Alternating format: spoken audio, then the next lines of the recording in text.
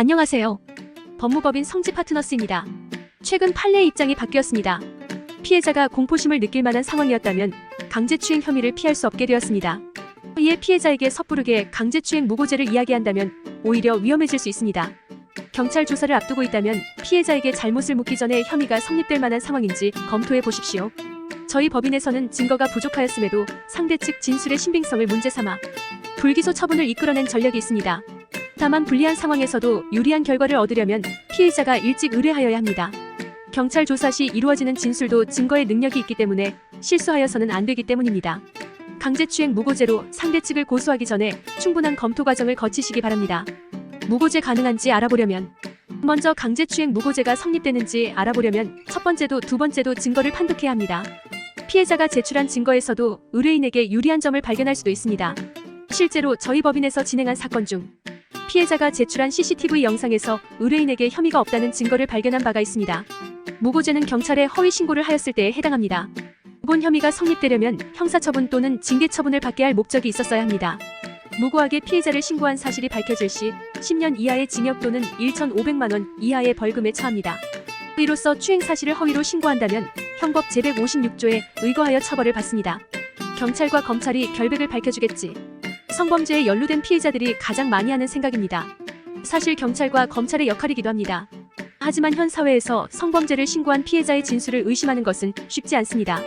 2018년 10월 25일에 선고된 대법원 판결 2018도 7709에 따르면 법원은 성인지 감수성을 잃지 않도록 유의하기 때문입니다. 합리적인 근거가 있지 않는 한 피해자의 진술을 배척해서는 안 됩니다. 특히 피고인에게 불리한 진술을 할 만한 동기나 이유가 분명하지 않을 때는 진술의 신빙성을 의심할 수 없습니다. 성범죄 사건의 대부분이 증거가 부족합니다.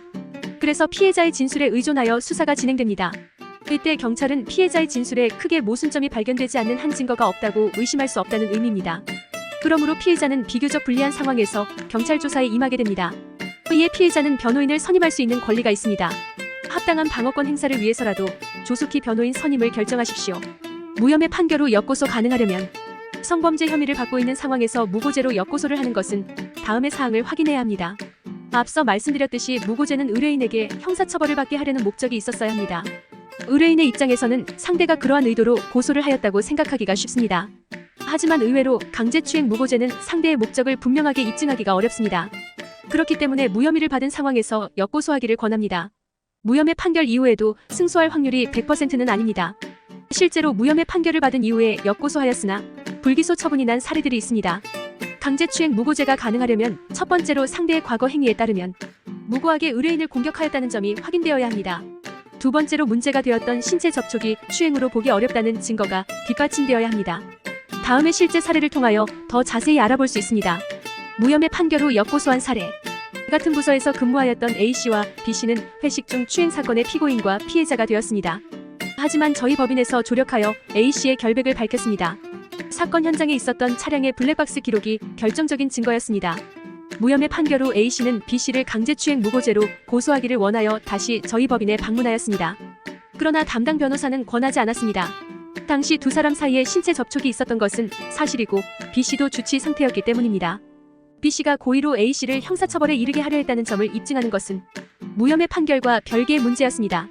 하지만 A씨는 B씨가 진급 누락에 있어서 성차별을 당하였다며 A씨를 원망하여 왔음을 알려주었습니다. 설마 B씨가 일적인 문제로 자신을 고소까지 할 줄은 몰랐으나 B씨와 친한 여직원이 고의로 고소한 것 같다고 전하였다고 밝혔습니다. 이후 변호인은 A씨와 B씨의 평소 관계, B씨의 과거 행위 및 전력들을 조사하였습니다. 그리고 A씨의 대리인으로서 B씨를 고소하였습니다. 증거로 제출한 메시지 기록에 의하면 B씨가 A씨를 형사처벌에 이르게 할 의도가 있었음을 확인할 수 있다고 밝혔습니다. 또한 B씨가 본 사건이 일어나기 이전에도 A씨를 비방하려고 시도한 전적이 있음을 전하였습니다. 그 결과 유죄 판결이 나왔습니다. 이로써 법무법인 성지 파트너스는 무혐의 판결부터 추후 무고 사건까지 진행하였습니다. 그리고 의뢰인이 결백하다는 사실을 확실히 밝혀냈습니다. 억울하게 혐의를 받은 부분이기에 상대에게 그만큼의 피해를 주고 싶다는 마음은 충분히 이해합니다. 하지만 어렵게 결백을 밝힌 만큼 섣부르게 행동하지는 마시기 바랍니다. 이상 법무법인 성지 파트너스였습니다. 감사합니다.